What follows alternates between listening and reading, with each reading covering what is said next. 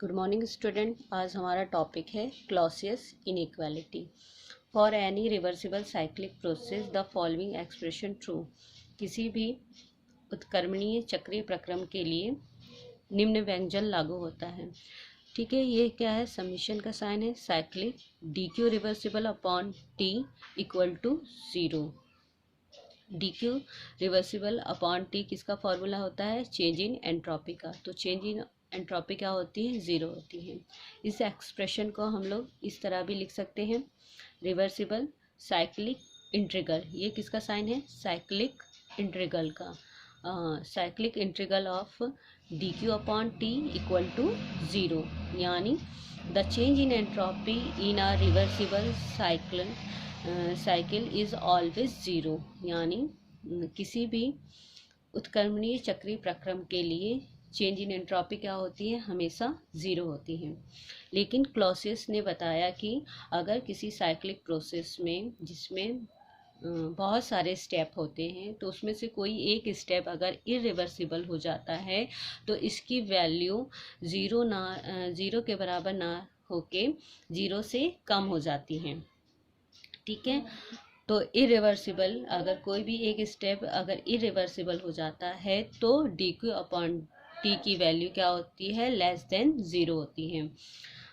इसे प्रूफ करने के लिए efficiency of irreversible cyclic engine operating between the same temperature T2 and T1 is always less than of reversible cyclic operating between the same two temperature. Okay, तो Carnot theorem में हमने ये proof कर चुके हैं कि हमेशा रिवर्सिबल हीट इंजन की एफिशिएंसी ज़्यादा होती है एज कंपेयर टू इरिवर्सिबल। ठीक है, तो यहाँ दो इंजन है, रिवर्सिबल और इरिवर्सिबल साइक्लिक इंजन है। तो रिवर्सिबल इंजन की एफिशिएंसी हमेशा ग्रेटर होती है एज कंपेयर टू इरिवर्सिबल, और दोनों क्या होते हैं? सेम टेम्परेचर पे और सेम हीट लेते हैं, लेकिन जिसकी एफिशिएंसी ज़्यादा होती है वो ज़्यादा वर्क करता है एज कंपेयर टू जिसकी एफिशिएंसी कम होती है। तो efficiency of reversible cycle is, efficiency को हम लोग एप्सिलॉन या ईटा से डिनोट करते हैं, और इसका फॉर्मूला होता है इंजन द्वारा किया गया कुल कार्य अपॉन इंजन द्वारा अवशोषित की गई उष्मा।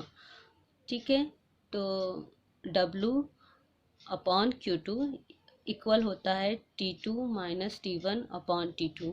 कार्नोट साइकिल में हमने ये प्रूफ किया था। ठीक है, तो T2 क्या है? Higher temperature minus lower temperature upon higher temperature. Work को हम लोग Q2 माइनस Q1 भी लिख सकते हैं। तो फॉर्मूला क्या हो जाएगा? Q2 minus Q1 upon Q2 equal to T2 minus T1 upon T2। लेकिन फॉर इरिवर्सिबल केस क्या होता है? इरिवर्सिबल केस में एफिशिएंसी क्या होती है? रिवर्सिबल से कम होती है। तो एफिशिएंसी का फॉर्मूला क्या हो जाएगा? किसके लिए? इरिवर्सिबल के लिए। इरिवर्सिबल साइकिल के लिए एफिशिएंसी का फॉर्मूला क्या हो जाएगा? Q2 plus Q1 upon Q2 less than T2 minus T1 upon T2। ठीक है, इसे हम ऐसे भी लिख सकते हैं। हाँ, तो क्या हो जाएगा? Q1 upon Q2 less than minus T1 upon T2। तो इसको सॉल्व करने पे हमें आता है Q1 upon T1 plus Q2 upon T2 less than 0। तो this should be noted here that it is not necessary for both isothermal stage of the cyclic to be irreversible. For this equation 6, it is sufficient for the either one of them to satisfy the condition of irreversibility. यानी इसका क्या मतलब हुआ, हमने Carnot cycle में पढ़े थे जो आइसोथर्मल प्रोसेस होते हैं उसमें से दोनों प्रोसेस इरिवर्सिबल होना ज़रूरी नहीं होता है। इस फॉर्मूला के लिए कोई भी एक स्टेप अगर इरिवर्सिबल होता है तो ये वाला फॉर्मूला अप्लीकेबल होता है। ठीक है, तो कंक्लूजन क्या निकलता है कि किसी भी साइक्लिक प्रोसेस के लिए चेंज इन एंट्रोपी क्या होता है, less than equal to zero. ठीक है, अगर हमारा प्रोसेस क्या है, रिवर्सिबल बल है तो चेंज इन एंट्रोपी किसके बराबर होगी, ज़ीरो के बराबर होगी। ठीक है, अगर हमारा प्रोसेस कैसा है, इरिवर्सिबल है तो चेंज इन एंट्रोपी क्या होगी, ऑलवेज ज़ीरो से कम होगी। ठीक है, इसकी वैल्यू क्या होगी, लेस देन ज़ीरो होगी यानी निगेटिव होगी।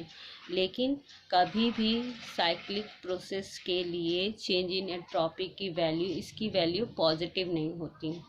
ठीक है, तो अगर डी क्यू अपॉन टी की वैल्यू या तो ज़ीरो होगी या तो निगेटिव होगी, कभी भी साइक्लिक प्रोसेस के लिए चेंज इन एंट्रोपी की वैल्यू पॉजिटिव नहीं होती है। ठीक है, तो ये डी क्यू अपॉन टी की वैल्यू पॉजिटिव कभी नहीं हो सकती। उसकी वैल्यू क्या होती है, या तो ज़ीरो के बराबर होती है या तो ज़ीरो से कम, या ठीक है ज़ीरो से कम यानी निगेटिव होती है। तो यही क्या है, क्लॉसियस इनइक्वालिटी है। ठीक है।